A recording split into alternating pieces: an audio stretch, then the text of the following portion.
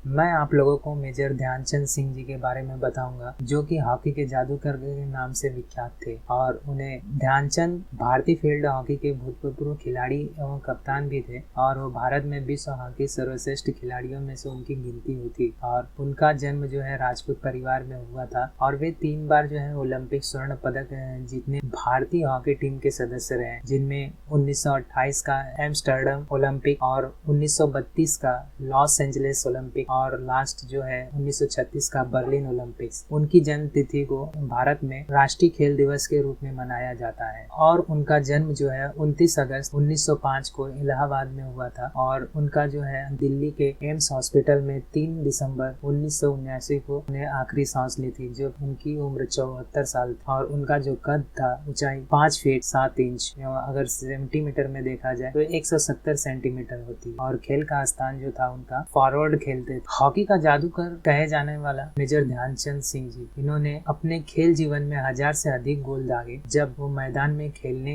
उतरते थे तो गेंद मानो उनकी हॉकी की स्टिक से चिपकी सी जाती थी। उन्हें 1956 में भारत के प्रतिष्ठित नागरिक सम्मान पद्म भूषण से सम्मानित किया गया था। इसके अलावा बहुत से संगठन और प्रसिद्ध लोग समय समय पर उन्हें भारत रत्न से सम्मानित करने की मांग करते रहे हैं। मेजर ध्यानचंद जी के बचपन में ही देखा जाए तो जीवन में कोई खिलाड़ी, मेजर ध्यानचंद जी वो एक राजपूत परिवार के जन्मे थे, और बाल्य जीवन से खिलाड़ीपन के कोई विशेष लक्षण दिखाई नहीं देते थे। इसलिए कहा जाता है कि हॉकी के खेल की प्रतिभा जन्मजात नहीं थी, बल्कि उन्होंने सतत साधना, अभ्यास, लगन, संघर्ष और संकल्प के सहारे यह प्रतिष्ठा अर्जित की थी। साधारण शिक्षा प्राप्त करने के बाद 16 वर्ष की अवस्था में 1922 में दिल्ली में प्रथम ब्रह्मांड रेजिमेंट में सेना में एक साधारण सिपाही भर्ती हो गए थे। और जब फर्स्ट ब्रह्मांड रेजिमेंट में भर्ती हुए, उस समय तक उनके मन में हॉकी के प्रति कोई विशेष दिलचस्पी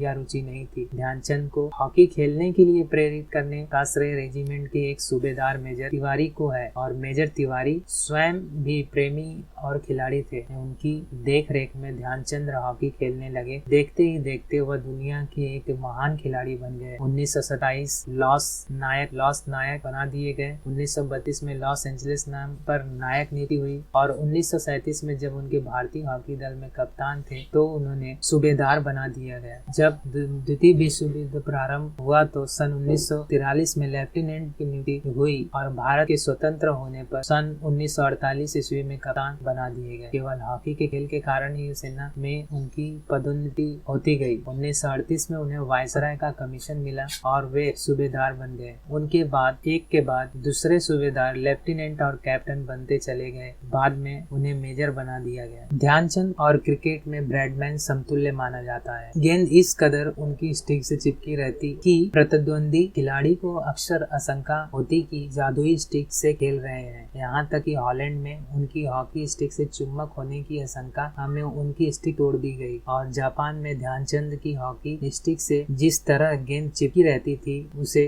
देखकर हॉकी स्टिक में गोंद लगे होने की बात कही गई। ध्यानचंद को हॉकी की कलाकारी जितने किस्से हैं, उतने शायद ही दुनिया के किसी अन्य खिलाड़ी सुने गए हों। उनकी हॉकी की कलाकारी देखकर हॉकी के मुरीद तो वाह भी उठे, बल्कि प्रतिद्वंदी टीम के खिलाड़ी भी अपनी सूझबूझ और खोकर उनकी कलाकारी को देखने में मशगूल हो जाते। और उनकी कलाकारी से मोहित होकर जर्मनी के रडोल्फ हिटलर, सरीके जिद्दी सम्राट ने उन्हें जर्मनी के लिए खेलने की पेशकश कर दी थी। लेकिन ध्यानचंद जी ने हमेशा भारत के लिए खेलना ही सबसे बड़ा गौरव समझा। वियना में ध्यानचंद की 4 हाथ में 4 हॉकी स्टिक लिए एक मूर्ति लगाई और दिखाया कि ध्यानचंद कितने जबरदस्त खिलाड़ी थे। ध्यानचंद जी को खेल के क्षेत्र में 1956 में पद्म भूषण से सम्मानित किया गया था। उनका जन्म 29 अगस्त 1905 को इलाहाबाद में संयुक्त प्रांत ब्रिटिश भारत में हुआ था। उनके जन्मदिन भारत राष्ट्रीय खेल के दिवस के रूप में घोषित किया गया। इसकी उत्कृष्ट प्रदर्शन के लिए राष्ट्रीय पुरस्कार, अर्जुन और द्रोणाचार्य पुरस्कार भी प्रदान किए जाते हैं। भारतीय ओलंपिक संघ ने ध्यानचंद जी को शताब्दी का खिलाड़ी घोषित किया था। फिलहाल ध्यानचंद जी को भारत रत्न देने की मांग की जा रही है। भारत रत्न को लेकर ध्यानचंद जी के नाम पर अब भी विवाद जारी है। जब भी